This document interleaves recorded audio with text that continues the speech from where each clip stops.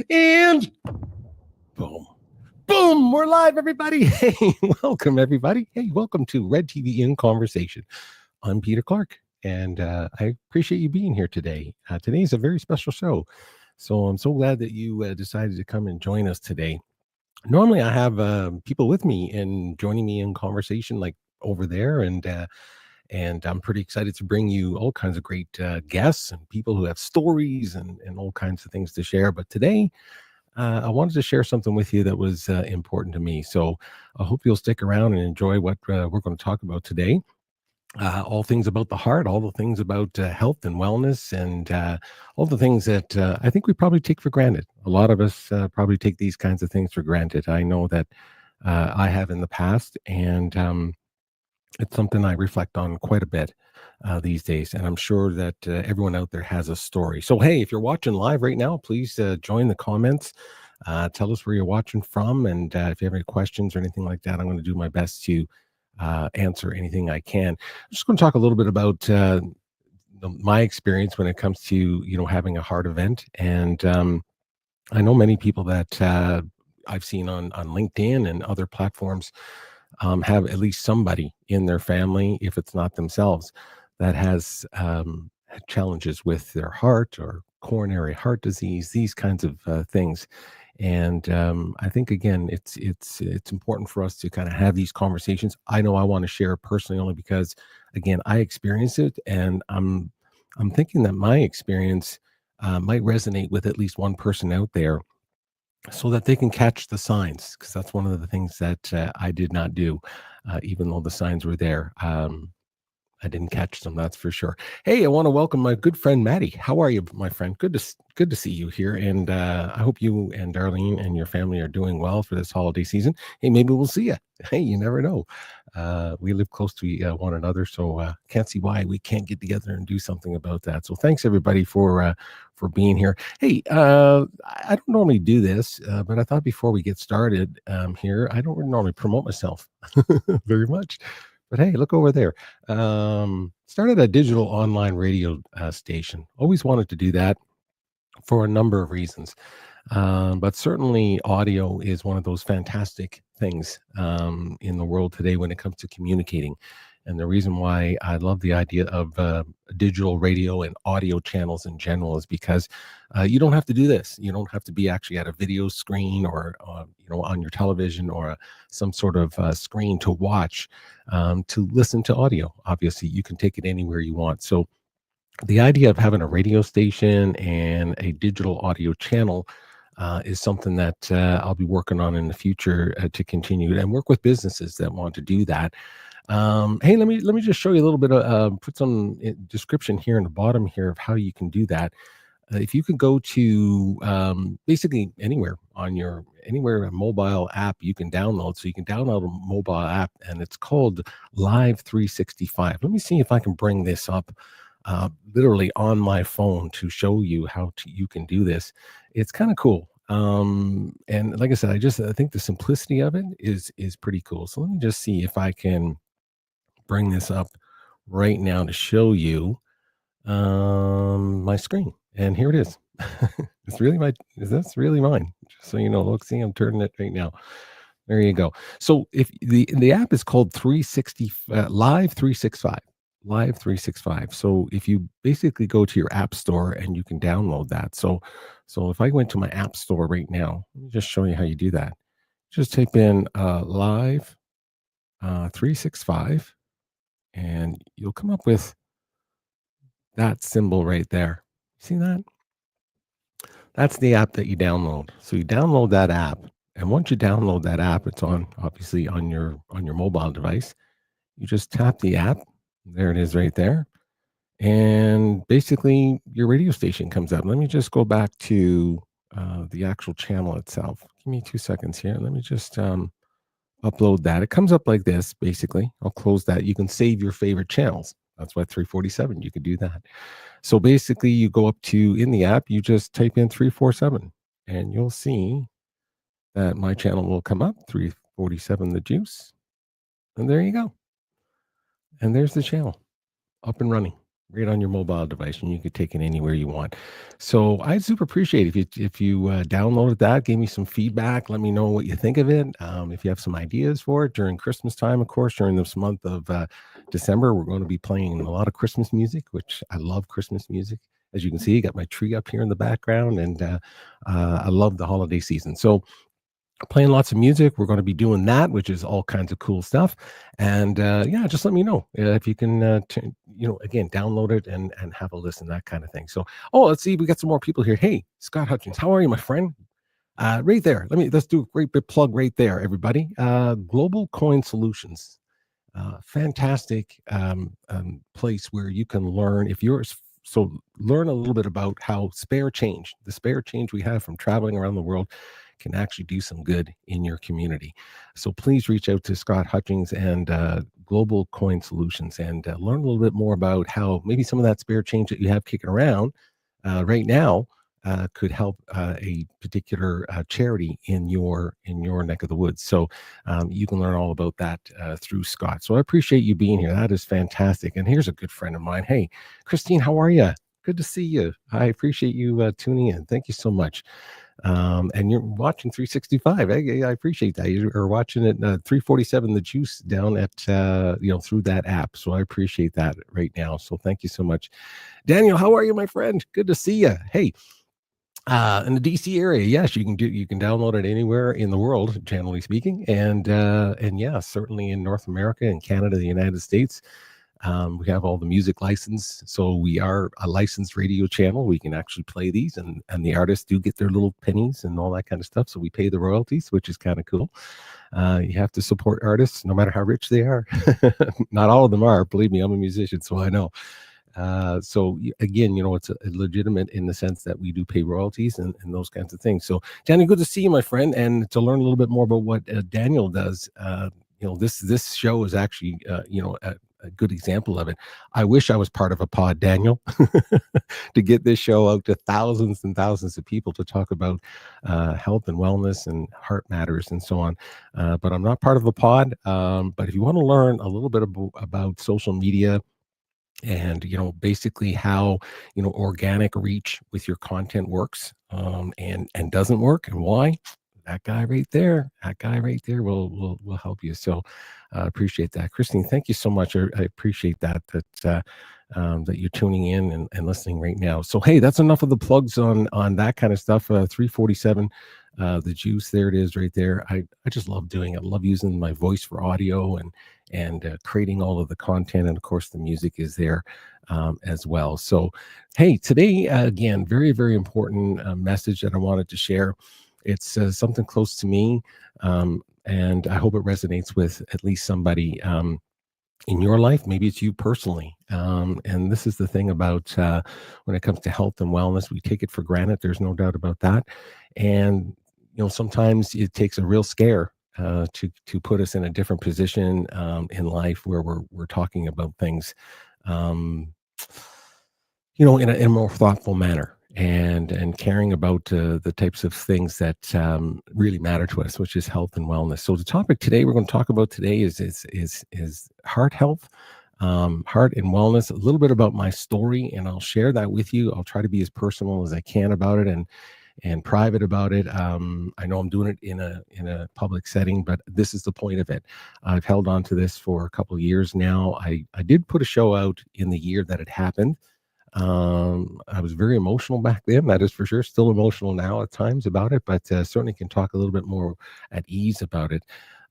That is for sure. And the whole point of this show is to educate you a little bit, and maybe you would share it with somebody that is in your life right now. The goal really is all about just education, being able to educate and inspire action. In other words, I'm not going to go through every single thing that has to do with, heart matters and things that have to do with heart and health and wellness, those kinds of things.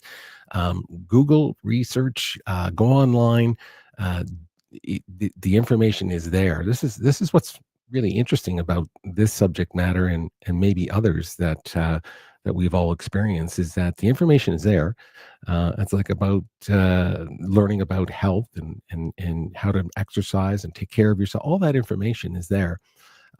We just need to go out and research it for ourselves and see what applies to us and see what we can put into action for ourselves. So today is really about education and inspiring you to learn a little bit more about it, especially if there's signs in your life, in your body, that's telling you that something is happening. I think that's really, really important. I want to put a disclaimer up right now. Of course, this is not professional medical advice. Okay. I'm not an expert. Far from it. As a matter of fact, the older I get, the more I know. I know very little. The less I know is what I'm saying. And I think we need a little bit more of that in the world in general, is that we don't have all the answers and we don't know everything, but we certainly can educate ourselves to learn more about it. So again, it's not about giving health advice to anybody. It's really just me sharing my experience with you. And I hope that it makes a difference in somebody, in a conversation you might have, or maybe it's you. Maybe you'll go out and actually do something in your own life to help strengthen your heart and think about the things that are happening in your own body and your mental health and all of your wellness in general. Okay, so I hope that's something that resonates with you. I see lots of people still here tuning in, so I so appreciate that. Hey, Joy, nice to see you here. Fellow cardiac survivor, just starting cardiac to fill the gap that I left and saw from my experience. I'm just starting my business as well. So business, I think, fantastic. This is great. Good to see you here. And again, I don't know if we've talked before or connected before, but this is the point of the show, that we get a chance to reach out to each other and connect like that. So congratulations on obviously surviving through an event that you had as well. If you want to add a little bit more, you don't have to, but if you want to add any other details in there, that would help us tremendously to put it into context. I'll talk about a little bit about mine, and hopefully, like I said, we'll help somebody here. So good for you. I'm very excited that you're here, because I can relate to that.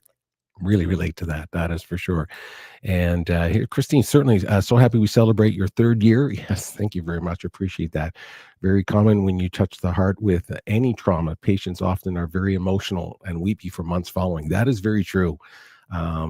Christine, I can tell you, even today, I'm going to do my best right this second. I'm not going to go there, because I'm very still sensitive to the emotions that go along with that. But that's so true. I know for me, I couldn't even think about it, and I was weeping, sobbing, so very, very emotional about it. And so it is interesting how that works out. So you are not alone in my years of experience. We don't know everything for sure. Absolutely. And this is the point of this conversation right now, is that I'm telling you, I still don't know all of the answers of the things that I'm dealing with. I have a good idea, and I want to keep sharing it with people, because I think sometimes we see people, we judge them obviously on the outside, but we never know what's going on in the inside. I have a good friend of mine, Karen Judge, who's here on LinkedIn, and you can look her up as well. Talks all about happiness and things like that. And she says to me, she said a couple times now, which I kind of find funny. She says, "You're the healthiest looking sick person I know." So it's funny, because perhaps if you saw me on the street, or if we met in a social setting, you might think, wow, he's in okay shape, and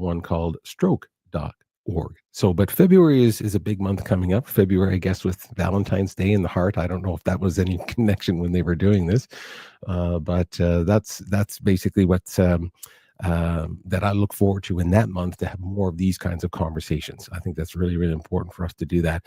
So what I'm going to do right now is I'm going to bring up just a couple slides, something for us to kind of look at and steer us down this conversation, and we'll start talking about like what is heart disease. And again, this is just about education, just about little things that I find that I have found out in the past, in my research. And again, it's very, very important that we do our own homework. That's what I'm going to make sure that I keep on saying to everybody. Please do your own homework and find out about these things.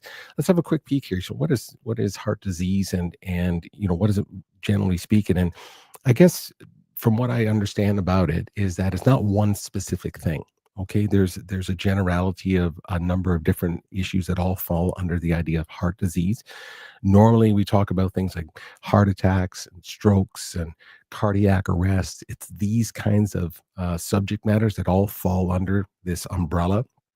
Very similar to cancer, if you think about it. There's literally hundreds, if not, I haven't done all the research, but there's literally has to be hundreds, if not thousands, of types of cancer. So when someone says, I have cancer, it's a very generic term, and then of course you get very specific about it. Very similar with heart disease. There are different things that can happen, but generally speaking, when you're looking at that, we talk about basically coronary heart disease is what we talk about.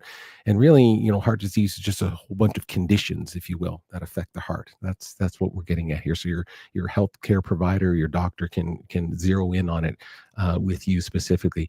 With the idea of coronary artery disease, which is very common, and this is something that I believe is what I've been diagnosed with, or I have, is basically when the arteries become narrowed and blocked. And you'll hear a lot about that when people are saying, I had a heart attack, or I know someone who has had situations like that. It's normally about their artery system and basically particular arteries in the heart specifically get blocked, and they become narrow. And of course, then blood doesn't flow, and then oxygen does not get to your heart, and then of course, causing a lot of different factors that happen that involve a heart attack. So coronary, again, the idea of heart disease. All I'm saying is dig into that a little bit. You'll find out a little bit more about what it means, and it covers all kinds of different subject matters and so on. It caused by different factors, of course, diabetes, age, whether you're smoking, hypertension, these kinds of things, whether it's cholesterol levels. When you go to your doctor, of course, they always, in your blood work, they'll make sure that they test those kinds of things. So learning about your cholesterol levels, very, very important.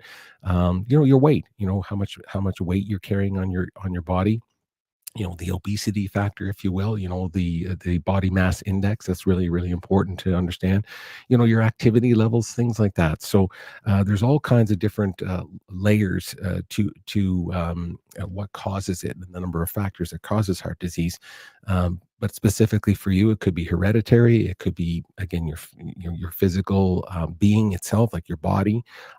It could be your lifestyle. It could be a number of different things. So really, really important that you learn more about that as much as you can. I want to keep everyone in touch here. Hey, Patricia, yeah, thank you. Thank you. I appreciate that. Right back at you. Thank you for that. I appreciate that. And thanks for the shout out, 𝘂𝗶𝘁𝗵. I personally like to hear everyone's journey. We all have a story to share, and those interested, right? I appreciate that. Thank you for sharing. Yes, I appreciate that. Thank you. And we all do have stories, and this is what the point of this is all about. So thanks for being here. I really, really appreciate that. So we talked about coronary disease. I mentioned coronary artery disease, and I think let me just put this over here. Heart disease, we just talked about that, and coronary disease is one of basically where the arteries become narrow or blocked, and that's what I put up there for you to see. It stops the heart from getting oxygen, and basically doesn't allow the heart to pump the way it's supposed to pump. So it causes all kinds of things, but the triggers for them normally is chest pain. And so that's something I'm going to be talking about in a second here, because that's what I experienced, and I experienced it not realizing that I had, coronary heart disease, which means that I did not know that my arteries were blocked or getting blocked. And you don't really think about it, because generally speaking, I am fairly healthy. I've always gone to my doctor to get physicals every year. My numbers were good. My cholesterol numbers were good. Uh, all of the reports that would come back on a regular basis, for all intents and purposes, said that, hey, Peter, you're healthy, you're okay. So never dawned on me to think that, okay, there's something building up in my heart or in my body that might show up as a chest pain. And when I connect with chest pains, I never thought it was my heart. I would just think it was something else, whether I pulled a muscle, or it could be just something else that I was dealing with, whether it was breathing or your lungs or something. But for some reason, it just didn't connect with me that it could be my heart. And I think that's something that I really want to emphasize to everybody, males and females, but specifically males, because I know in having lots of conversations with males and friends of mine that I play hockey with and things like that. As guys, we just I don't know what we do. We just think we're invincible. I don't know what it is. It's just this idea of like, oh, I'll shake that off. It must be something, but you don't think it's something serious. And that's exactly what I did. And that's something that I really want to remind people that could cause you, it could cost you your life. Is what it could cost you. Is not investigating things that happen, very similar to something called angina, which is chest pain. So you'll hear that term a lot, and that was the first time I kind of heard about it as well, which is the term angina. And I was like, I don't even know what that is. So I was thinking, okay, so what is that? Is that a disease? Is that something I have? What is coronary artery disease? This idea of the shrinking, and again, what causes the pain? Angina. Where is that? What does that come from? But coronary artery disease, as I showed you earlier, I just wanted to talk about that real quick here and show a picture of that. It's basically, again, where there fat tissues, and they call it plaque, builds up inside the arteries. And as you can see there, the yellow in this particular picture is showing you that it builds up along the walls inside of your heart, and it basically fills up, just kind of like if you think about like I'm thinking like pipes in your house, maybe your sink. You pour a whole bunch of stuff down there and it sticks to the sides and it starts building up, and that's what it does, and then it closes up eventually. So that's basically coronary artery disease, and what you're seeing there is plaque that builds up on the inside of the arteries, and it allows less and less blood to flow, which means less and less oxygen is getting to your heart to allow it to pump properly. So that is generally what it is. And, along the way, while this is happening with coronary artery disease, is that the first signs of it normally or generally is a chest pain. And again, that's referred to as angina. And that was one of the things, again, I didn't know what that was. And I was like, okay, what is angina? But basically, it's just a medical term is all it is, but it means chest pain.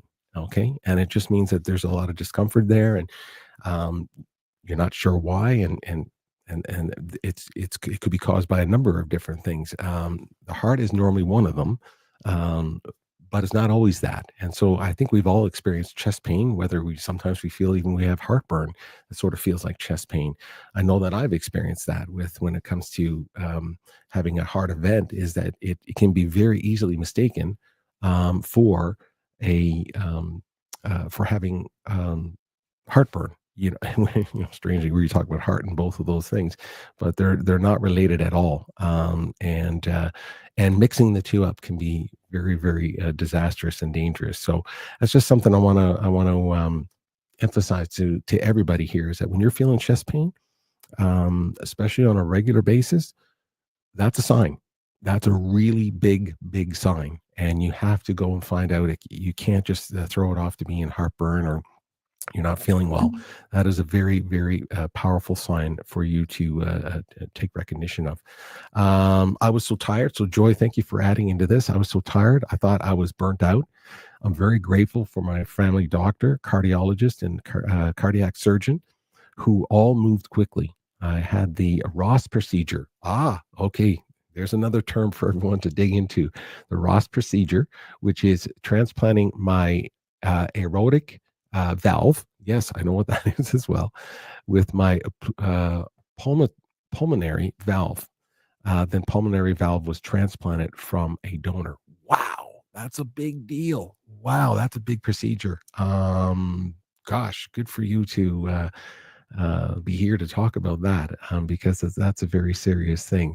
But you're back to the very first sentence there. I was tired and I thought I was burnt out. And there's an example of where someone would think that maybe I'm just tired from work, or there's a lot of stress in my life, which is also another factor. And we're not sure if, maybe I should go to the doctor, or no, I don't want to waste people's time. And I certainly don't want to waste mine. People think we're wasting time when we're going to the doctor. That's not the case at all. So Joy, that's fantastic to share, because yours was obviously very, very serious, but it started with the idea that you're not feeling well and you're feeling tired. So there's an example right there. And I can relate to that. I really can. I know that it's not something that was happening to me a lot, where I didn't connect the idea of being tired with the pains, but certainly they played a factor in what I was dealing with as well. So I can totally relate to that. So again, angina is, having chest pain. So when you recognize that, if you're feeling tired, if you're feeling chest pains, there's lots of different reasons why you could feel angina, but basically it's a tightness in the chest is what it is, and it's something that just causes there's something wrong, and you're not sure exactly what it is, and sometimes it's very vague, if you will, like it's hard to pinpoint it, even point to it sometimes. I know most of the time for me it was radiating right across my chest in the front when I was just dealing with angina itself. When I had my heart event, I'll point that out, and specifically where that area is in a minute. But generally speaking, I was having this general pain, and it was like, I don't know what that is, and I wasn't feeling well at times. Sometimes I'd feel a little lightheaded or dizzy. I would have to sit down for no reason. I'm not even doing anything. I'm just standing up, and then I'm feeling like, wow, I feel I should sit down. So these are the things when when you have these experiences happening to you, you have to think to yourself, wow, maybe there's something really, really serious happening here. And in my case, it was happening, but I dismissed it. And I don't want that to happen to you. I really, really don't want that to happen to you. So, again, that's just some of the signs that I want to tell you that I experienced. And maybe if you ever experience or know a friend who has experienced it, to make sure that they seek help as quickly as they can. Yes, better to check it out. Thank you, Christine. Yeah, we all tend to make excuses when we exactly when we have fatigue or chest pressure or discomfort. Absolutely. That was me in a nutshell. It was happening for multiple weeks for me. Weeks this was happening. And I pushed it off as if it was something else. It never dawned on me that it could be my heart. And what a potential fatal mistake that was. And thank goodness it didn't go in that direction, but I was very close. And I just want to make sure that, if you're feeling that, we got to stop making the excuses. There's no doubt about it. And so there's the question, how long a period did you have the symptoms? It was multiple weeks. I'm going to say at least 6 weeks, 6 weeks for sure. There's no doubt about it. And I'll tell you how I know that is because I know in my experience that I had 3 separate heart events. I keep calling them heart events because, to be frank with everybody here and just to be transparent, I still struggle with saying the term heart attack because heart attack, I probably still have it in my brain that a heart attack is what you see on TV, where someone is clenching their chest and they fall down and they die. And that wasn't my experience. So when I think of a heart attack, I always think, wow, that's not what I had. But I've argued with my cardiologist many times about this, and they've multiples of them, cardiologists, and they said, "No, Peter, this is what has happened to you. So you have to use that terminology." I'll keep saying heart event for now, but that's what I'm referring to, this heart attack. And again, multiple weeks in a row, I was having angina, chest pains, and then a few times I had very, very specific of that. And I'll get into that in a second. So thank you for asking that question, Christine. I appreciate that. Because again, that it's not something that just happens once, in a lot of cases, it can happen multiple times. So the idea of a heart attack, let me just put up some of that information about that. It basically just means one of those arteries that we're looking at right now closes up to the point where the artery is really blocked. And when I say really blocked, it starts over a long period of time where it obviously your arteries start picking up more plaque as it goes along. And so it starts at 50, like 40% blocked, 50% blocked, and so on. And of course, it goes all the way up to where 100% blockage can happen. And when 100% blockage happens, that's normally when something very, very serious happens. And a lot of times that can result in a fatality as well. So you never want to get there if you don't have to. A lot of people actually have, a percentage of their arteries at certain levels.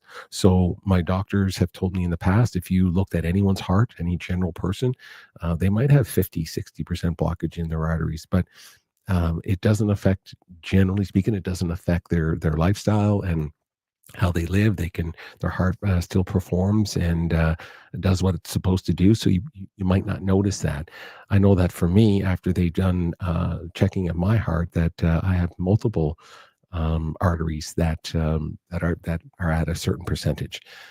So it's not necessarily just one that has the blockage. It's in the it's in your system, which means that all of your arteries are unfortunately gathering the plaque, and it's starting to build up. So the heart attack is basically when this blocks over and one of your arteries doesn't allow the blood to flow. And then, of course, your part of the heart can stop beating, not getting blood flow, not getting oxygen, and there's your sense of heart attack. So again, it's not something that we all think about because it's so silent. It just kind of happens as you live your life.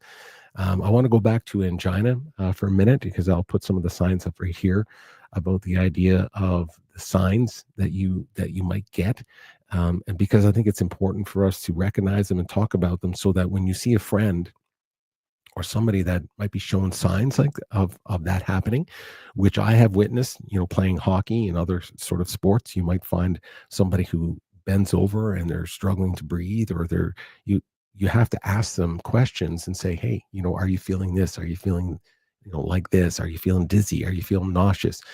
These kinds of quick questions can give you an idea of how quickly you need to act and so on. So the pain is kind of like a tightness. There's a pressure. I know for me, that's exactly what it felt like. It was hard to explain, but it felt like someone was just kind of squeezing my chest like this on the inside. And I don't mean throbbing. I just mean it feels like someone grabbing you and holding you. And it was always around here for me. It was right around the chest area. Just again, when your rib cage is basically here, this sensation is happening across here. The discomfort, can be into other parts of your body. So you might want to ask somebody, are they feeling their neck or their jaw or their throat area and shoulders? Sometimes you'll ask somebody, is your arm going numb? Are you feeling those kinds of things? So, these are the kinds of pain questions you need to ask somebody very quickly. If they're having a problem breathing. I know for me, when I had my heart events, I know there was 3 specific times that I can think of, and while they were happening, I could feel air going into my lungs, but I couldn't catch my breath, if that makes sense. So I'll say that again, like I was breathing, so I was taking in deep breaths, but I couldn't feel the oxygen going anywhere, meaning that I didn't feel better when I took those deep breaths. Normally, when you're feeling stressful, or a great way to meditate sometimes is to to do deep breathing exercises, because the oxygen, gets saturated into your blood, and it, has a calming effect and so on. But when you're having a heart event, you could be taking deep breaths and you don't feel like you're breathing. You don't feel like any oxygen is moving. And it's a very scary feeling, because it feels sort of like you're suffocating. Even though you're breathing, you don't feel like you're getting oxygen. So if someone is feeling like that, or saying, wow, I can't breathe, and yet they're taking deep breaths, that's a really big sign that you might want to jump on and take action immediately on. And something that Christine just talked about there, and talked about tiredness and fatigue, being tired all the time for no reason, getting through a normal day, feeling weak. I know that for me, some of the signs were I'd be just standing around with friends, or I could be just standing around in my house, and all of a sudden say to myself, I got to sit down. And I'd be thinking to myself, well, why do you got to sit down? Like, you're not doing anything. Why are you feeling so tired? Uh, Really, really big sign. And I didn't, again, put those 2 things together. And I'm sharing all that with you because, as you can see, if you look now, I can look back and connect the dots, because, at times I was feeling, chest pains. I'm feeling dizzy. Sometimes I'm feeling tired. And they're all happening at different times. And you have to be able to kind of put them together and make notes and say, wow, that's right. I was feeling tired yesterday, and now I'm feeling chest pain. And those are some of the signs that you want to make sure that you're really, really paying attention to. So, again, this is not medical advice. This is just my personal experience. And I'm sharing it with you because I know there's a lot of people that have these things happen to them, and they don't think about it. They don't think about going back and making notes and connecting the dots as you look backwards and so on. So appreciate that. Thanks, Patricia. That's what I was saying. Appreciate. Thanks for a clear illustration and explaining along your story. Yeah, I'm just trying to piece that together for people. And I know I'm pointing to my chest here, and sometimes you can't see exactly what I'm doing here. This is where I wore my I love this shirt, by the way, but I'm hoping that maybe these symbols will sort of represent my lung areas, and you can kind of see what I'm pointing at. But thank you. I appreciate that. And yeah, it's just so important that we share all of these things. Heart event works. Yes, thank you. I appreciate that. That's going to keep using that term for now. This is interesting here. I haven't heard that explanation before. Very helpful to know. After 50, I decided to select an excellent cardiologist and establish myself as a patient and have a baseline on file. Yeah, your blood work, your ECG, absolutely. Absolutely. Echocardiogram in your chart. That's fantastic. And now together we can monitor my heart health. That is one of the best pieces of advice right there. I'm going to leave that up for a second. Thank you so much for sharing that, Christine. You said it right there at the end here. We can monitor my heart health yearly. You can do it every time you visit your doctor, especially on an annual basis where you have a sit down and talk about everything overall. The heart has to be one of those conversations. And to your point, is if you have a baseline of being able to say, hey, I did an ECG, I did basically an echocardiogram to see how my heart is beating, and do I have irregular heartbeats? These kinds of things, you can say, okay, I want to monitor those things. Your blood work is so important. Getting back to talking about high blood pressure, diabetes, these kinds of things, making sure that your numbers are good, so that when someone, your doctor might say, hey, it looks like you have hypertension, or you're having your blood pressure is high. That could be affected by your diet, your amount of exercise. You see how everything is so interconnected, and it's so important to have a baseline. So I love that that note right there, Christine, which is telling everybody, hey, just start with making notes, work with your doctor. And again, a lot of people don't have doctors. I know that in Canada, it's hard to find sometimes a regular doctor that you can talk to all the time, but certainly you have a chart that is in the system, and you can keep your own notes, and you can talk to any doctor about these different situations. If you have a specific doctor, make sure that that person is on board.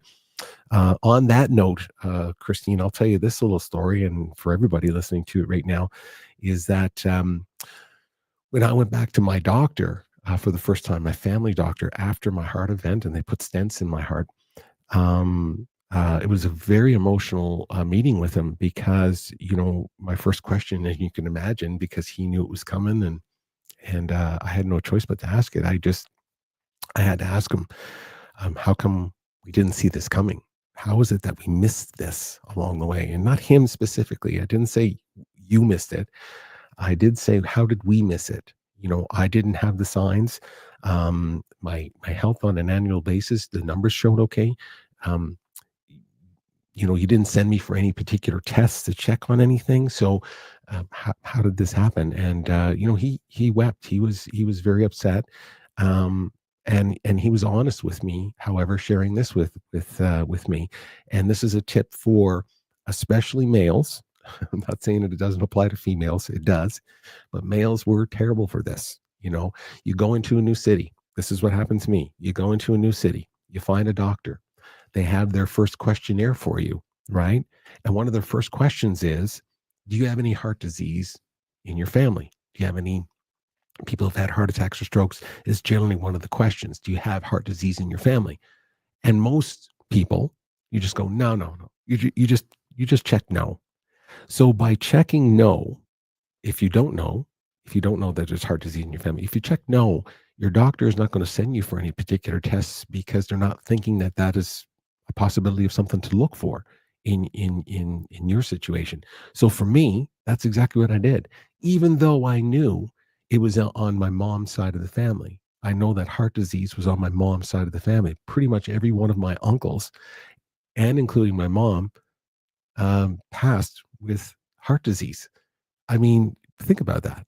I knew that subconsciously, but when I went to the doctor, my first instinct was, nah, I don't have that. Yeah, what's the next question? You just go over it, which means that the doctor will not send you for these particular tests and monitor it as you go along. So generally speaking, I was healthy. We didn't have any major problems. He would send me for regular blood work, but nothing specific to look for, coronary, heart disease and things like that. My blood pressure was good, which means that he didn't feel like we needed to do any deeper digging. And that's truly what happened. Or that was one of the factors that played a role in it sneaking up on me the way it did. And I just wanted to share that, because if you go to your doctor and you're not telling them all of the facts that you know about your family history, that will be recorded that way. And their approach to giving you health care will be that. Very similar. If you said, I have had diabetes in my family, they would look for that in you and help you along the way with that. But if you say no, it might not be top of mind for them. So again, something so important to keep in mind when you're talking to your doctor and so on. Heart attack, we talked a little bit about that, but again, it's about when the arteries are blocked, and Again, it causes all kinds of different things. But when it's happening, the signs are fairly common. And these are some of the things that I know I experienced at least 3 separate times. Chest discomfort. And when I talk about uncomfortable, I'm talking about a pressure you probably never felt before. But for me, it was a burning sensation, if that makes sense to you. So burning, and this is why now I understand when people say, it felt like I was having heartburn. Totally relate to that because it sort of feels like that, but there's this fire just burning so deep inside of you and pressure at the same time that's happening. And normally with heartburn, you'll feel the burn, but you don't normally get that pressure that where someone's grabbing you. If those two are together, that's a huge sign of what's happening. That's not heartburn. Heartburn doesn't grab you like that. I know for me, again, just where all of your rib cage comes together into that little spot, where your sternum, I think it's called sternum, right here, and where your rib cage comes together, and it was right there for me. That was on fire. It was so much on fire. Now this is laughable, but it's not funny. But it's laughable. I was in bed one night with that going on, with such a burning sensation that I went down and got a cold pack out of the freezer and laid it on my chest, thinking that I was going to calm down the heat, that burning feeling. This is what I'm talking about when you're thinking, like, what are you? When I think back of how uneducated my decisions were, um, it's mind-boggling. It's mind-boggling how dumb of a response sometimes, that I dealt with, and I'm sharing that with you and being vulnerable right now to tell you how you think like, well, geez, Peter, that's a very clear sign, but your brain, for some reason, just doesn't want to believe that you could be having a heart attack. I mean, you just don't believe that. So that burning sensation, that tightness, that was what was happening to me. I didn't have any of the neck jaw stuff, and so discomfort in other parts of the body is also noted there. I didn't have any of that. Shortness of breath for sure. When I say shortness of breath, I could still take deep breaths, but I didn't feel like any oxygen was getting to me. You do go into all of these things on the right side there, the sweating, the nausea, and the lightheadedness. That sort of just happens all at the same time. I don't know if you know that feeling. Maybe if you don't like needles in the hospital, when you see them putting a needle in you, all that happening. That's what happens. You get lightheaded, and you feel overheated, and you might feel a little nauseous and so on. That comes on pretty quick as well. But certainly the chest discomfort and the burning sensation is something that was immediate for me when it comes to the idea of the heart attack itself. So again, believe me, an ice pack won't work. Just so you know. Again, it's laughable, but it's not funny. So silly. It was just so silly of me to think like that. That's for sure. Jacqueline Way, so good to see you. Thank you for showing up. I know I'm jumping around a bit, everybody, but I want to make sure everyone's feeling engaged. And yes, thank you, Christine. Sternum. That is the area right there. That area where that little dip that's in your chest and where your stomach comes together. Everyone knows what I'm referring to now. That was on fire. That was on fire. And again, my chest was very, very tight. So it was like, again, it wasn't a pumping tight. It was like someone grabbing you, and like an elephant sitting on you. It was just this heaviness that you couldn't seem to shake. So pretty scary when it's happening. And that's what happens, so I just want to share what happened to me. Thank you, Jack. And I appreciate, I just want to share as much as I can with you guys so that, you can, if you're around anyone and you're seeing these signs, it's so important. And so thank you. Yes, education and trying to educate others. I just feel, again, when we have these platforms, this is why I love, technology and social media and having a microphone and the internet, is that we can share a personal story that might resonate with one person. And if that person goes on to do something great with it, I think, again, it makes it all worthwhile when you're talking about it. The ice pack night. No, that wasn't, I didn't go that night. So that was a great question, Christine. So let me share those 3 moments with you, because I hope I'm going to be able to share these little clips, and maybe this content can live a little longer in other conversations. So here's the 3 examples that I had. I play ice hockey. Okay, so I'm a goalie, believe it or not. I still play goal. And yes, I get hit with pucks for free. I don't know why. It's just, anyway, I've played hockey my whole life and played goal my whole life. And there was one day near the end of the game that when I went down, so I was on my hands and knees, I just couldn't get up. I had this incredible amount of all those things I was just describing to you, very, very heavy chest pains, this burning sensation, and I couldn't catch my breath. So I thought I was just playing hockey. I thought I probably fell a certain way, but I just couldn't get up off the ice. I just couldn't get up. And a couple of guys come over to me and they said, "Are you okay?" And I said, "Yeah." I said, "I'm just trying to catch my breath here." I said, "I can't seem to catch my breath." And no blame to them. But the example I'm going to share with you now is that no one even thought to ask me the questions I told you earlier. So we're not educated to do that, and most of us aren't. That's not our normal go-to. It is for me now, but at the time, the people that were coming over to check on me, they didn't know either. So nobody on the ice come over to me and say, "Hey, Peter, maybe something's happening. We got to get you to the hospital." Whatever. Nobody. And how many times have we picked up the newspaper and on page 17, you see a little tiny paragraph in the bottom of the page where, a 50-something-year-old man dies at the local hockey rink playing hockey, recreation hockey. Happens all the time. You're out shoveling snow, you're doing things like that. So that was one. I believe it or not, I left the ice. I was able to get up. I went to the dressing room. I put my feet up. I had all my goalie gear still on. I put my feet up on the bench and laid my head back onto the floor, trying to catch my breath. And still nobody in the dressing room said, "Peter," they asked me, are you okay? But no one was saying, "Wow, we got to do something for you. We got to bring you somewhere." No one thought to do that. No judgment on them. I'm just saying that sometimes maybe we feel in those circumstances we shouldn't be asking those questions. And the fact of the matter is, those are the right questions to be asking. Stupidly, I took off all my gear. I drove home, and I didn't tell my spouse about it. And I went to bed that night. Crazy.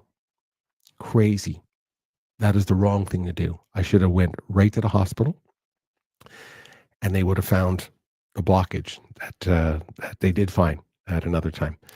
That was number one. Number two, I was walking in the park. I have a park that's close to me right now. I was walking in the park, and I got down into the park. I was trying to push through these chest pains I was getting all the time. I was getting very frustrated with myself, thinking, "You're not in good shape, Peter, so you should be doing more exercise." So I was walking, and these chest pains were happening, but I was determined to walk through them. Again, not thinking. I was down in the park. I was walking, and I couldn't walk any further. I literally just stopped walking and leaned up against a fence, basically, in the park.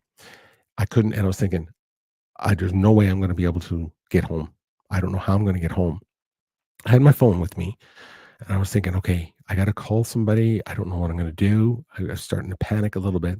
A car came into the park, and believe it or not, this gentleman, his name is Earl, and God love him. He was going to walk his dog. He saw me leaning over, bending over. He stopped his car, rolled down his window, and he said, "Are you okay?" And normally I would say, "Yeah, I'm all right. Yeah, it's okay. Don't worry about it." But I knew I couldn't walk home. There was no way I could walk home. And when he said, "Are you okay?" I said, "You know what? I'm actually not. I'm not feeling very well." He goes, "Do you want me to drive you home?" And I said, "I would be so grateful if you did that." And he let me jump in his car, and he drove me up through the park and then up the street to my house. Again, stupidly, I didn't go to the hospital. I mean, just imagine that. I can't. I'm chuckling at it now, but it's not funny. It's just crazy how your brain just resists the idea that you're having something serious happen and you should go check it out. So that was the second time. The third time, my lovely spouse Renuka was visiting. She was traveling, so she was out of town, and I was on my own. It was 3 o'clock in the morning, and I was sitting. So I woke up with having an event. I sat up on the side of my bed. And I was rocking back and forth, trying to catch my breath. I was like, wow, I even said in my brain, I was thinking, wow, Peter, you're having a heart attack. Listen to what I did. I grabbed my phone. I was on my own. It was 3 o'clock in the morning. I literally dialed 911 and had my hand ready to press 1 because I was getting dizzy, and I was thinking I was going to black out. And I was thinking, you know what? I'm going to have to call this, if this doesn't go away. Can you imagine if this doesn't go away? I should dial 911 right now, but I didn't. I can't believe I'm telling you this story, but I didn't. And I sat there rocking back and forth while this heart attack was happening. And I didn't dial 911. I dialed 911, and I was going to press the 1 if I started blacking out. I mean, the universe was taking care of me. And so I was on my own, and so it eventually started to calm down. I was able to catch my breath, and eventually I went back to sleep. If you can even imagine that happening. 3 separate times that I had a heart event, and I didn't go. And so it just tells you that, well, first of all, I know that I'm so lucky, that is for sure. But the signs are so clear, and the evidence is right in front of you, and yet you can allow your brain and you can talk yourself out of it in easily. So I'm sharing these specifics with you because if that ever is happening to you or someone around you and you're watching this happen, you can't do what I did. It's not going to work out the way it has for me. And it's just because I'm very blessed, just very blessed. I don't know why it happened, but I was very blessed. So yeah, Matt. So hey, Maddie, I appreciate that. Thank you. Lucky to have you here. I agree. Well, I'm lucky, that's for sure. I'm super, super lucky. Let me just add some more comments here. Really appreciate you chiming in and sharing the story, especially Joy here. Thank you. When my cardiac surgeon told me in January that I needed surgery, I said I could take time off in the summer, right? It's January and you're thinking, I'll do that 6 months down the road. And there's your example. I mean, so true. He reiterated this was an emergency, and he was clearing his schedule for me as soon as possible. Wow. So, they're telling you this is very, very serious, and you're thinking, I'll just do something else. I think we go into shock for a minute. That's true, until it sets in that it is serious. It took until March to get the surgery, which still was a length of time. So that's incredible. So there's still 6 to 8 weeks that went by there. I couldn't walk up the stairs to my bedroom anymore. I was on complete bed rest waiting from mid-November. I was 55 and I felt 85. Totally relate to that. You feel your body is just shutting down on you, and you feel so broken. And yes, you feel 10, 20, 30 years older than you really are when your heart is not working. But there's the example again, Joy, thanks for sharing that, is that the signs could be right on top of you and you're not listening. I think you're right. There's something that blocks in your brain. I don't know what it is. You just think, well, this can't be me. That happens to other people. It doesn't happen to me. Maybe it's that syndrome. I don't know what it is, but there is a shock that goes through your body and you just think, it can't be me. I know another silly thing that I'm going to share is that as a guy, so I'm speaking from a male perspective. I'm sure it happens in the female world as well, but as a male perspective, first of all, you just don't want to go bug people about anything. You feel like you're bugging people. So I didn't want to dial 911 and have this, fire trucks and ambulance show up and all this kind of stuff when I'm thinking, I'm just got stress. I'm just feeling a lot of stress. I'm having an anxiety attack or something like that.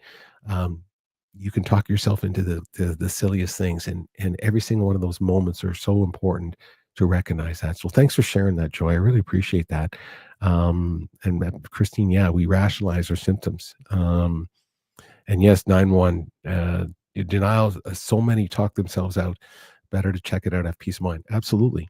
I mean, this is the point. If anything, if I felt not to dial 911, I should have jumped in my car, which is even actually that's not the right answer either, because something could happen when you're driving and you hurt someone really bad or worse than that. But there's the example where you don't recognize these things inside yourself until they happen, and you always wonder, how would I respond to that? I think about it now, but I always say, well, if that happened to me, what would I do? I know my first time around what I did, and it wasn't the most educated way of approaching that. Bill, good to see you. Hey, doing a fundraiser at Salvation Army, buddy. That's a wonderful reason to be late for this show, and you're not late. I'm just glad that you're here and you're tuning in, and appreciate your sentiments. Thank you. I appreciate that very much. Appreciate that very much. Yeah, I'm going to put up one more thing for Christine. Thank everyone for sharing your story. And to that point, it can't be happening to me. And this is the reason why I'm sharing this stuff, is because it's just taken such a long time to get used to talking about it. One of the things, again, I want to emphasize about the difference between angina and the heart attack is that, again, the pressure, you'll feel, the angina basically is a kind of a pain that kind of comes and goes. But when a heart attack or heart event is happening, it is so, you'll know because it's grabbing you, and it's not something that's kind of coming and going. I'm going to put up a couple things here. I believe that that gives that information here about the angina versus a heart attack. So the idea is that angina is not a heart attack. It can develop into that. So those chest pains are obviously giving you a sign that, maybe some of your arteries are closing up, and they're closing up fast. The main difference is, in the fact that angina is not going to cause any heart damage, in the sense that oxygen won't get to certain parts of your heart where you can actually damage your heart permanently. And angina doesn't cause that, but a heart attack does. And when those things are happening, when a heart attack is happening, that means oxygen is not getting to parts of the heart, and there can be serious damage for a long period of time. And I know for me, I had some damage to mine, but they said it would regenerate because for some reason, I have a strong heart, I guess. And I was lucky enough to have it regenerate, if that's the right word. It healed quite properly. So again, very, very lucky. Again, so what happened to me, basically I had a blockage that I have coronary heart disease, which means that the arteries were closing up. And basically for me, I have I guess the distinction, I'm sure it's happened very, very commonly. But there is an artery called the left anterior descending artery, the LAD. And basically that's the main one that goes down the front part of your heart. And they unfortunately call this one the widowmaker. And for many reasons, meaning that normally when this one gets blocked completely, the results are not good. So when blockage happens, it just basically means you're probably not going to survive. And so for me, believe it or not, I'll play this video in a second, because it's a picture that was given to me of the details of my heart. And basically I had a 99% blockage, which I still don't know how you determine 99%, but 99% blockage. And there was also a 70% blockage in the LAD. So every single, doctor who showed me this report or talked to me about this report, and nurses, every single person would say the same thing to me. They said, "You are so lucky. You have no idea how lucky you are." Again, one more piece of plaque. If you think about something being 99% blocked, and it's basically blocked because there's a buildup of plaque, a lot of times plaque will break off in different parts of your body and float through your body and make its way back to your heart. And then that's where it builds up as well. So you can imagine, in my mind, I'm thinking one person running into me at hockey, someone bumping into me, me doing some exercise, anything where another piece of plaque or something broke off somewhere else and went through my heart and made its way to that artery, it would have been different. Yeah. Yeah.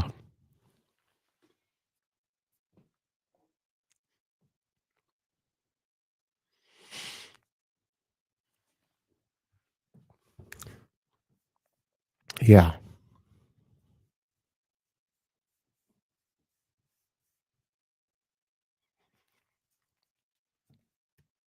So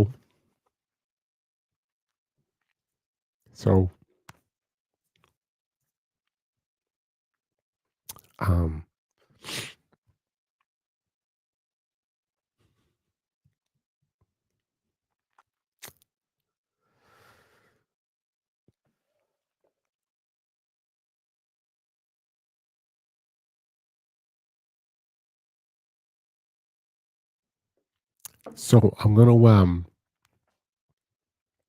play this video. I went back to speak to one of my cardiologists, and I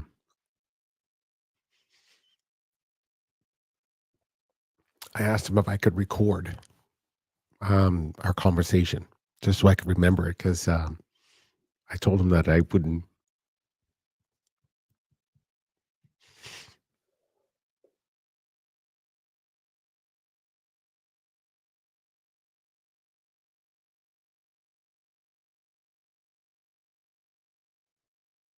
Sorry.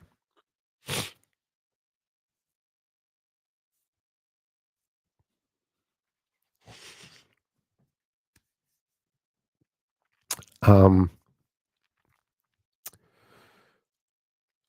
told my cardiologist I wouldn't remember. So I'll just play a little bit about what happened to me, and then you can hear his explanation a little bit, and then I'll get myself together here. That's what I'll do. So let me play this little clip for you right now. But the critical blockage you had here was this 99% blockage in your proximal LAD, and then the 70% blockage in the mid LAD. Right. This blockage is dangerous. So you got really, really, really lucky because your timing was perfect. Had we not picked up on this, bad outcomes could have happened. So this worked out well. You've got someone looking after you, which is great. The only other thing I want to mention is that after angioplasty like you had, mood disorders are common: depression, anxiety, stress. So watch yourself over the next 3 to 6 months, because you've just come to terms with your mortality. And so just recognize that. If it becomes an issue, connect with your family doctor on that one, okay? Sounds good. I've experienced that. Yeah. I'm a strong believer that this is a partnership. Sure. Okay, we work together on this. Sure thing. Yeah, but I won't hesitate to tell you if I disagree with you. 100%. And say vice versa. Well, that's what I want you to tell me. Sure. And vice versa. You don't hesitate to tell me if you say, look, I'm sorry, I just can't. Yeah. Okay, but this will allow that partnership to go long term. Look, the key thing that I want you to really take from here is that I'm a strong believer that, at some point in our careers, it's not about how much money you make and all this, it's about legacy and about impact. So the key thing for me is that you have been given a second lease on life. I have no idea why you've been given one, but you have. You've got an angel looking over your shoulder. Yeah. So you got to take advantage of this, and you got to make a difference now, because this is your payback. Okay? And sorry to throw that sort of philosophical concept in here. That's where I live. I need you to help others. Okay?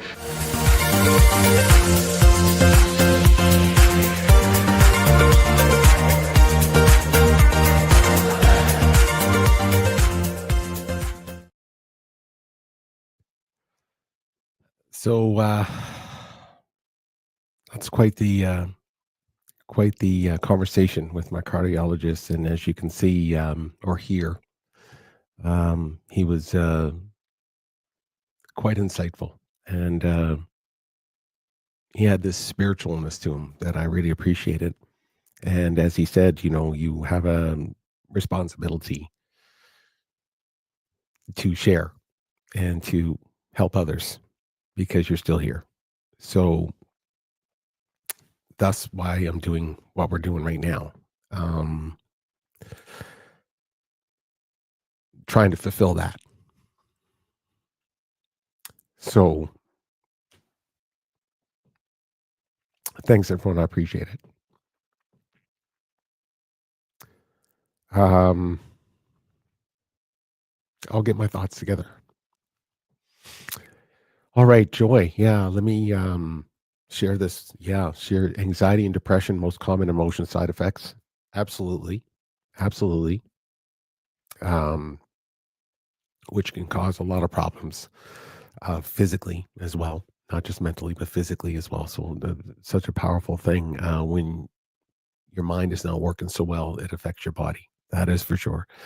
PTSD, cognitive dysfunction are two other concerns. Can relate to that.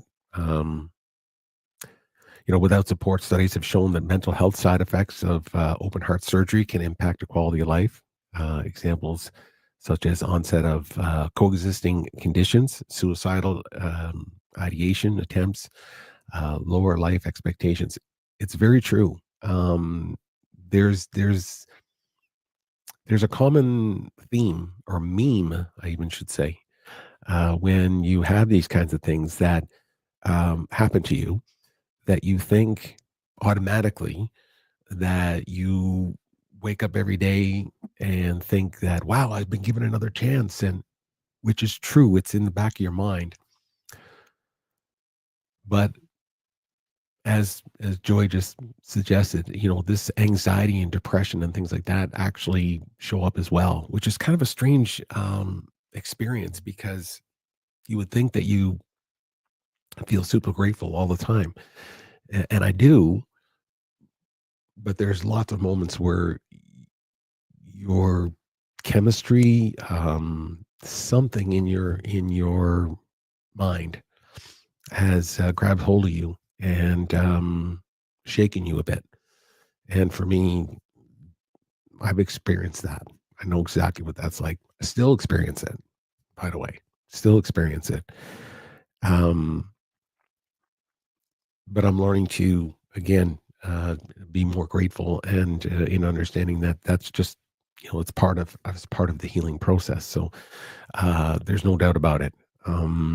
That is one of the side effects of it, and I can so relate to that. So let me put up some more information, Joy. Thank you. So 𝗟𝗶𝘃𝗲𝗿. I'll check that out. I'll check that out for sure. And anybody else, maybe there's something in there that is helpful in this conversation. Yes, Bill, I appreciate that. Thank you. I look forward to connecting with you one day, my friend. I'll tell you that. Appreciate that. And yeah, it's not done yet. Christine, thank you. Coming to terms with the reality. It's huge.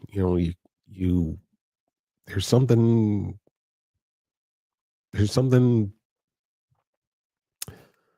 beyond my vocabulary to express what it means to be so close to not being here.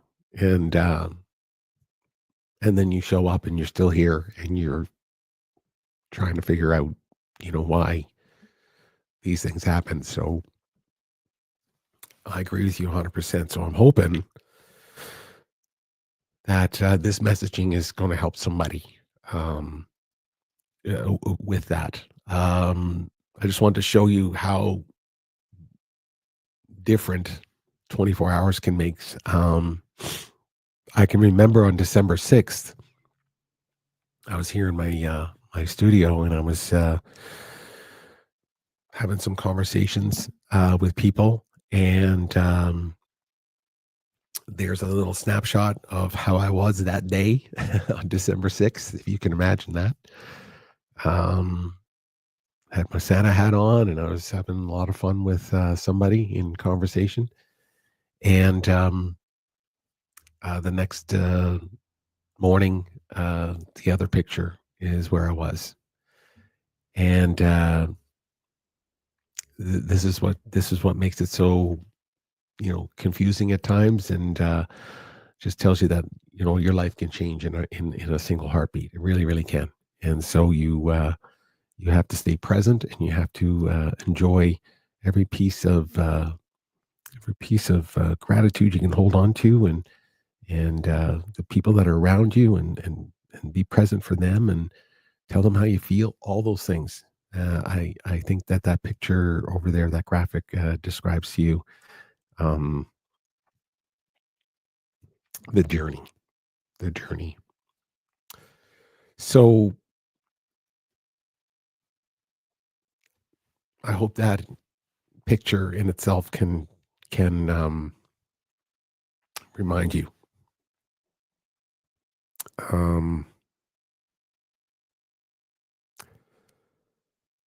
Yeah.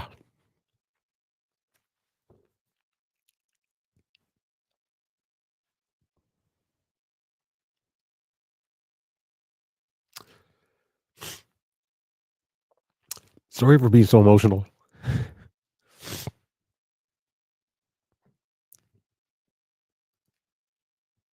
Yeah. Okay. Here to help. Stress. I can't emphasize this enough. So I'm just going to take a second here. That's all I'm going to do. I'm just going to take a second. I'm going to say it. I'm just going to say as clearly to whoever's listening right now as possible. You have no idea. None. You think you do, but you have no idea how impactful stress is on your body. You have no idea. And I encourage you, I beg you, to reevaluate on a regular basis your life, your relationships, the people you're with, the people you surround yourself with, the content you consume.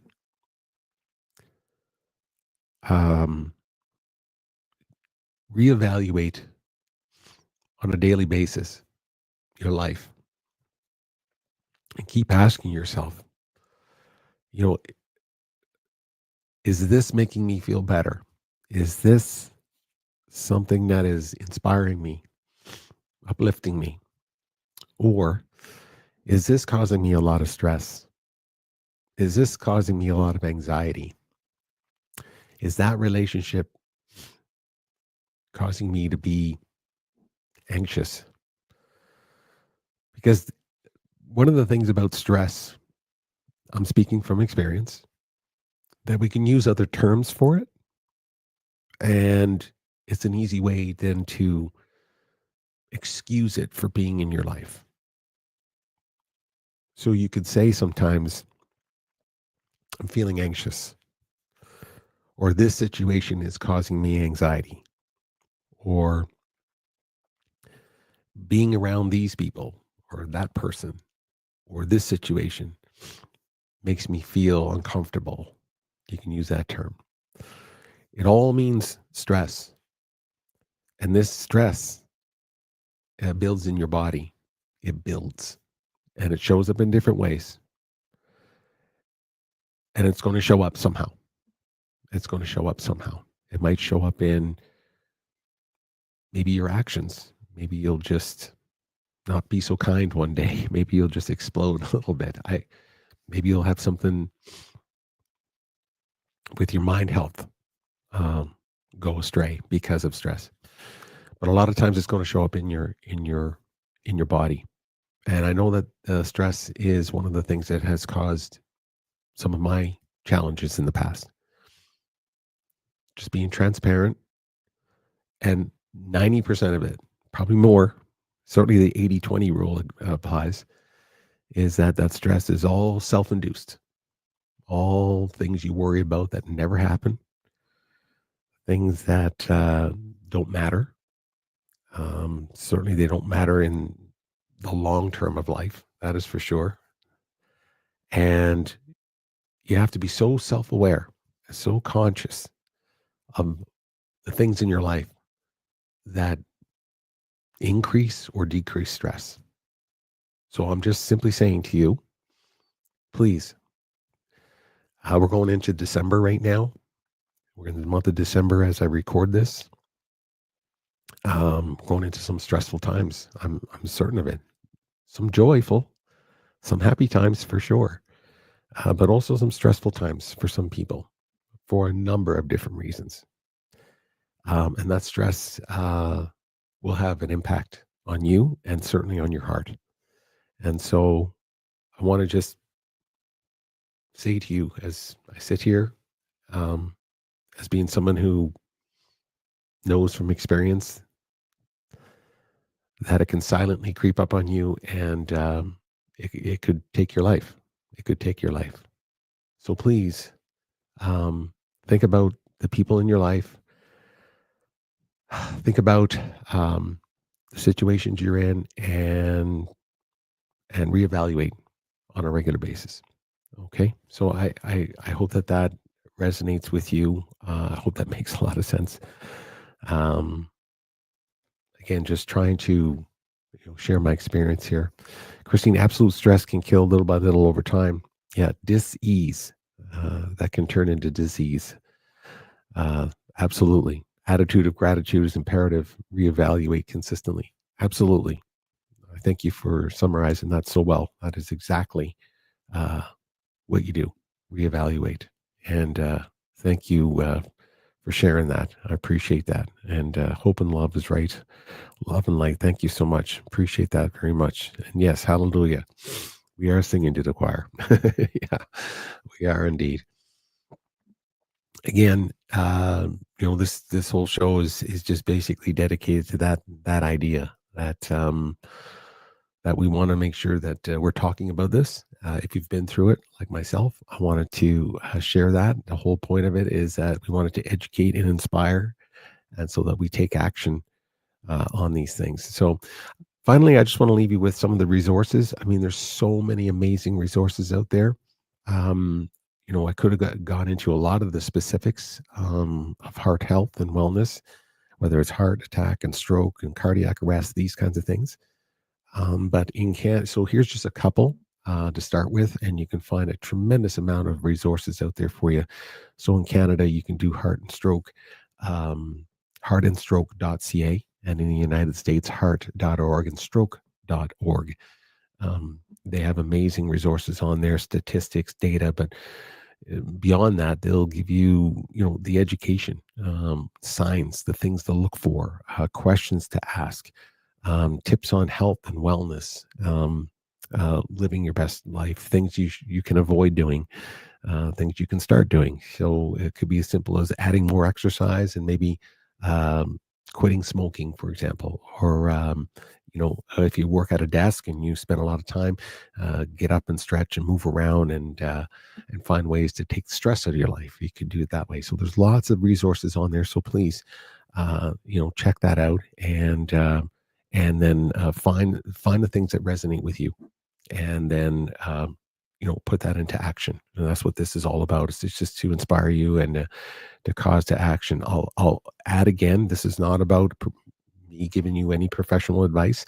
I wanted to share specifically the things that I personally dealt with when it comes to the physical signs. Also when it comes to the mental health and wellness part of it, which is, while I was seeing those signs, I was denying them. That's a big factor.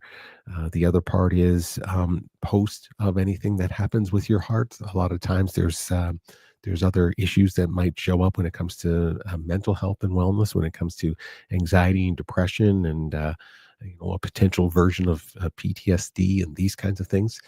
You have to be aware of those things and have those conversations. If I could leave you with anything, it would be recognizing to ask questions of somebody when you're in their presence if they are experiencing those signs.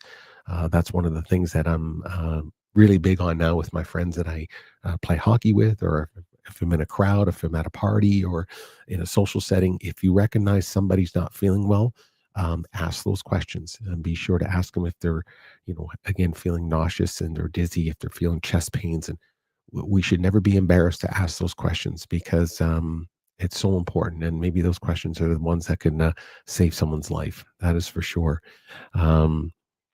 Another quick little tip is to have, aspirin, baby aspirin. Have it in your car, have it in your pocket, in your purse. You can have it if someone's having truly a heart attack. Getting an aspirin into them might add a few extra minutes, that just enough time to save them. I know it sounds like, wow, who carries that around? You can just get a little tiny container, put it in your car, put it in your pocket, your purse, your favorite jacket, these kinds of things. And believe me, you might be a godsend to somebody just by being there and recognizing that when that happens. So I hope this resonated with all of you. I so appreciate you guys being here. It really, really made my day. Thank you so much, Christine. You're just a blessing to me. You've always been very supportive of all the things that I post and share. And so I appreciate that.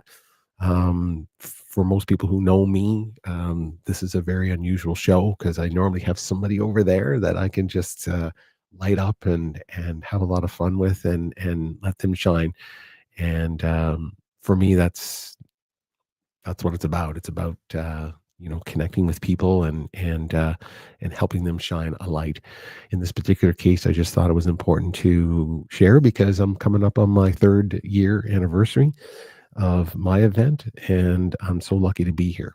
And I'm so grateful to the health professionals who were able to help me immediately, and the people that recognized that I needed help, and they got me into surgery pretty quickly, or for my procedure, to put a couple stents in my heart, and here I am because of it.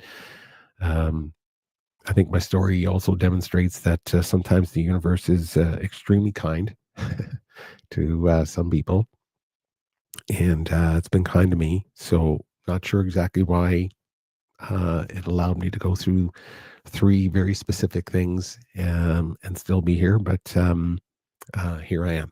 And so I'm grateful for that.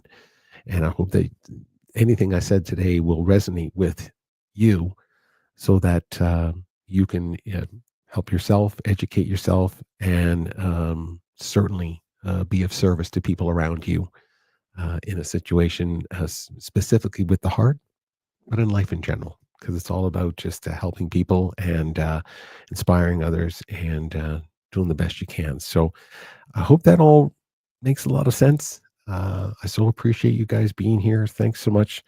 Last word to Bill. Great job today. Thank you, Bill. I appreciate you tuning in, my friend. I really, really do. And thanks to Joy for sharing her story. And Christine, thank you for chiming in with all of your insights and these kinds of things. It's an emotional ride, is what it is. It's been an emotional ride today. I wasn't expecting that. I came into this thinking, you got this, Peter. It's been 3 years. You're good. You're good.